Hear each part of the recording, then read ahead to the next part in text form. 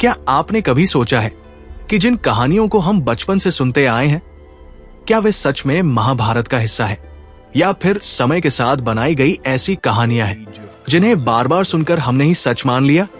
क्योंकि सच ये है कि महाभारत जितनी विशाल और गहरी है, उतनी ही उसके आसपास फैली कहानियां भी हैं, और उनमें से कई ऐसी हैं जिनका असली महाभारत से कोई संबंध ही नहीं है। समय के साथ कुछ लेखकों ने, फिर कथावाचकों ने और बाद में टीवी सीरियल्स ने इन कहानियों को इतना प्रभावशाली बना दिया कि आज वे हमारी सोच का हिस्सा बन चुकी है। लेकिन जब हम मूल ग्रंथों की ओर लौटते हैं तो वहां एक बिल्कुल अलग ही सच्चाई सामने आती है, शांत, गहरी और कहीं ज्यादा वास्तविक। आज की इस कहानी में हम उन्हीं 7 बड़े भ्रमों की परतें खोलेंगे, धीरे धीरे, एक एक करके, ताकि आप खुद तय कर सके कि आपने अब तक जो सुना वो कितना सच था और कितना सिर्फ एक खूबसूरत भ्रम। सबसे पहला भ्रम, अभिमन्यु और चक्रव्यूह का। बचपन से हमें यह बताया जाता है कि अभिमन्यु ने अपनी मां के गर्भ में ही चक्रव्यूह को तोड़ने का पूरा ज्ञान सीख लिया था। ये कहानी इतनी लोकप्रिय है कि इसे लगभग हर कोई बिना सोचे समझे सच मान लेता है। लेकिन जब हम महाभारत के मूल वर्णन को देखते हैं तो वहां एक अलग ही चित्र उभरता है। अभिमन्यु ने खुद स्वीकार किया था कि उसे चक्रव्यूह में प्रवेश करने का ज्ञान तो था, लेकिन उससे बाहर निकलने का तरीका वो नहीं जानता था। अर्जुन ने उसे पूरा ज्ञान देने की कोशिश की थी, लेकिन समय और परिस्थितियों के कारण वो अधूरा रह गया, और यही अधूरा ज्ञान उस महान योद्धा के जीवन का अंतिम कारण बन गया। ये कहानी हमें सिर्फ वीरता नहीं, बल्कि अधूरी जानकारी के खतरों की भी याद दिलाती है। दूसरा बड़ा भ्रम, शकुनी का बदला। हमने हमेशा शकुनी को एक ऐसे व्यक्ति के रूप में देखा है जो सिर्फ बदला लेने के लिए हस्तिनापुर आया था, जिसने हर चाल, हर योजना सिर्फ विनाश के लिए बनाई। लेकिन सच्चाई इतनी सीधी नहीं है। शकुनी अपनी बहन गांधारी से बेहद प्रेम करता था।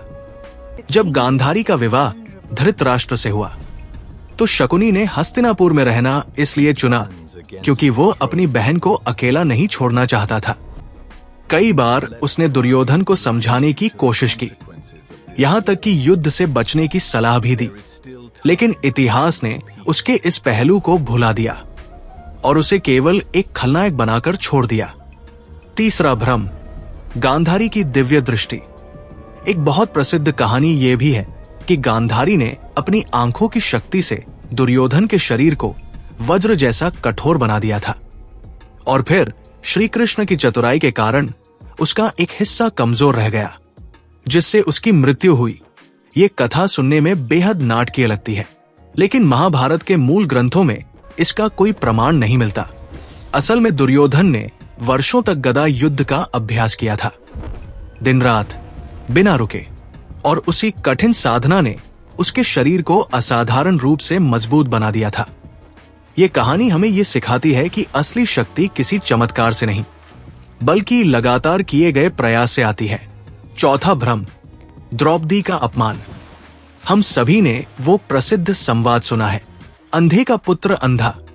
ये वाक्य इतना प्रचलित हो चुका है कि लोग इसे महाभारत का हिस्सा मानते हैं, लेकिन अगर हम मूल महाभारत को पढ़ें तो हमें यह संवाद कहीं भी नहीं मिलता। असल में राजसूय यज्ञ के बाद जब दुर्योधन माया सभा में भ्रमित होकर पानी में गिर गया था, तब वहां मौजूद कुछ लोग हंसे थे, लेकिन द्रौपदी द्वारा ऐसा अपमानजनक वाक्य कहने का कोई उल्लेख नहीं है। ये एक ऐसा उदाहरण है जहां एक छोटी सी कल्पना ने पूरे चरित्र की छवि बदल दी। पांचवा भ्रम, सहदेव का रहस्य। कई कहानियों में यह बताया जाता है कि सहदेव ने अपने पिता पांडु का मस्तिष्क खाकर उनका सारा ज्ञान प्राप्त कर लिया था। ये कहानी सुनने में जितनी अजीब लगती है, उतनी ही दूर है सच्चाई से। महाभारत में ऐसा कोई वर्णन नहीं मिलता। सहदेव को ज्ञानी जरूर कहा गया है, लेकिन उनका ज्ञान तप, शिक्षा और अनुभव से आया था, किसी विचित्र घटना से नहीं। यह हमें याद दिलाता है कि ज्ञान का कोई शॉर्टकट नहीं होता। जैसे जैसे हम इन कहानियों की परतें हटाते हैं, एक अजीब सा एहसास होने लगता है, मानो हम उस महाभारत को पहली बार देख रहे हों, जिसे हमने हमेशा जाना समझा था। और अब वक्त है उन आखिरी 2 भ्रमों को समझने का, जो शायद सबसे ज्यादा गहराई से हमारी सोच में बसे हुए हैं। छठा बड़ा भ्रम, कर्ण और गुरु द्रोणाचार्य का संबंध। अक्सर हमें यह बताया जाता है कि कर्ण को द्रोणाचार्य ने अपना शिष्य बनाने से मना कर दिया था, क्योंकि वो सूत पुत्र था। ये कहानी कर्ण के संघर्ष को और भी भावुक बना देती है, लेकिन सच्चाई थोड़ी अलग है। महाभारत के मूल वर्णन के अनुसार कर्ण ने प्रारंभिक शिक्षा गुरु द्रोणाचार्य से ही प्राप्त की थी, ठीक वैसे ही जैसे अन्य राजकुमारों ने। लेकिन जब कर्ण ने द्रोणाचार्य से ब्रह्मास्त्र का ज्ञान मांगा, तब द्रोणाचार्य ने उसकी मंशा को समझते हुए उसे ये विद्या देने से मना कर दिया। ये निर्णय किसी जाति के कारण नहीं, बल्कि उस शक्ति के दुरुपयोग के डर से लिया गया था। इसके बाद ही कर्ण परशुराम के पास गए और वहां से उन्होंने दिव्य अस्त्रों का ज्ञान प्राप्त किया। ये सच हमें ये समझाता है कि हर कहानी के पीछे एक गहरी परत होती है, जिसे हम अक्सर नजरअंदाज कर देते हैं। 7वां और सबसे बड़ा भ्रम, कर्ण की दानवीरता से जुड़ी वह प्रसिद्ध कथा।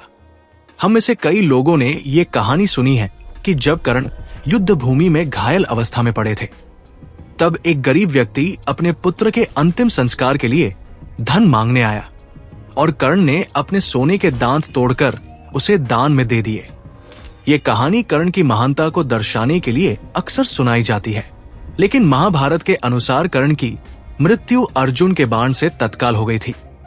उनके पास इतना समय ही नहीं था कि वे इस प्रकार का दान कर सके।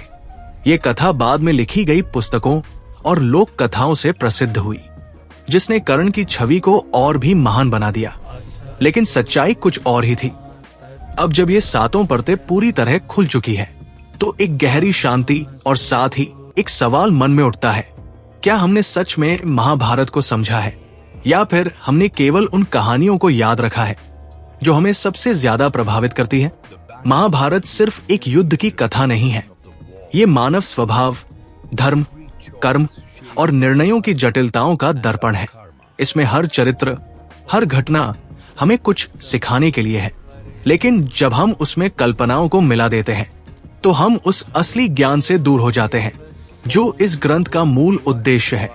शायद यही कारण है कि समय समय पर हमें इन कहानियों को फिर से समझने की जरूरत होती है, ताकि हम सच्चाई के और करीब जा सकें और उस ज्ञान को सही रूप में अपने जीवन में उतार सकें।